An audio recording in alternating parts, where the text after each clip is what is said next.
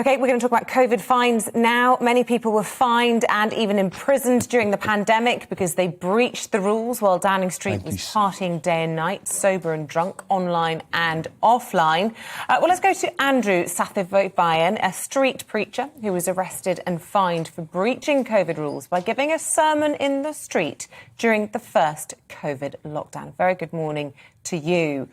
Well, look, just tell me, first of all, how you feel then, given all of this focus on what's been going on in Downing Street and what appears to everybody else as though those responsible are dodging facing the consequences.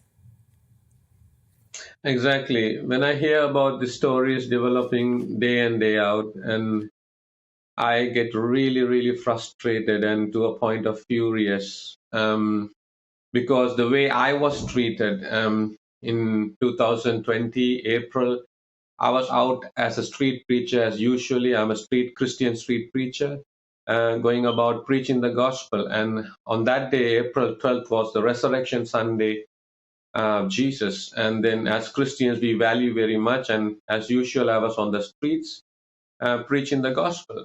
And then suddenly the police turned up and they brought all sort of accusation. They said, first of all, ASB, antisocial behavior, I'm doing.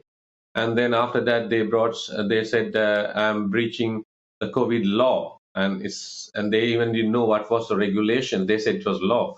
And then I knew where I was standing. And I knew because this country was representing this. This land was founded by a holy Bible principle. So we were preaching the gospel to many people and going on the street, reaching out to the homeless, the drug addicts, the people who are really, really broken. And that time, people were really, really suffering.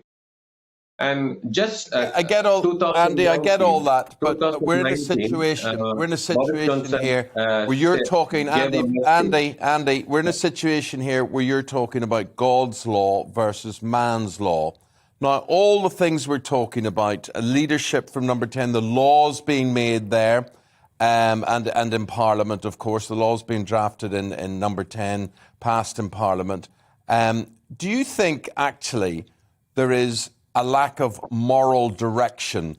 Don't do as we do, do as we say, from Downing Street. What would you say about the moral direction coming from there? Definitely. Now, again, I can come to the Word of God. It's all about moral standards.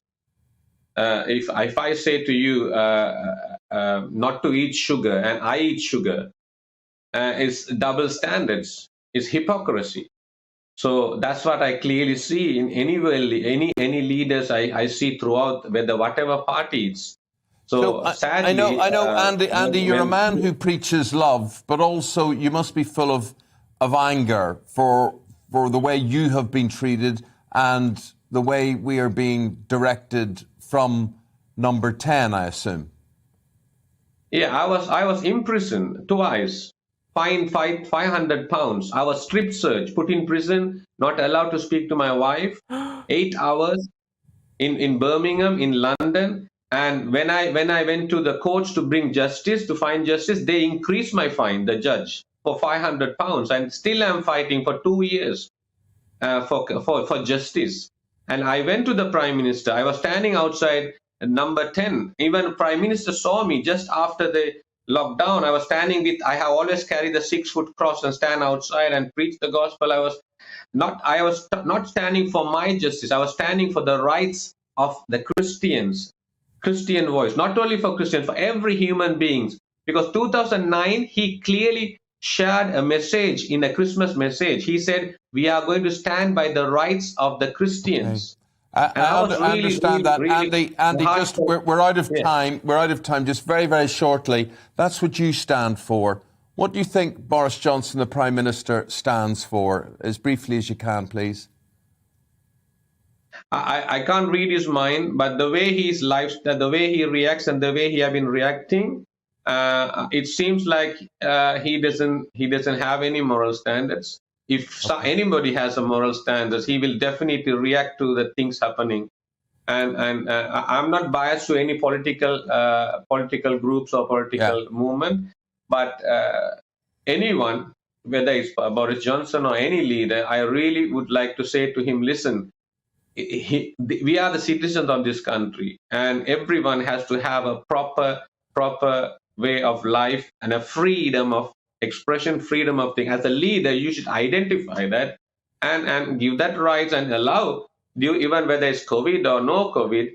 We were the key workers at that time. I know, we've got to leave it, Andy. That was the brief you got answer. your point across. Andy SATHIYAVAN, thank you so much. I know Christian Concern are fighting on your behalf against that penalty that you received during the first lockdown. Thanks for your time this morning.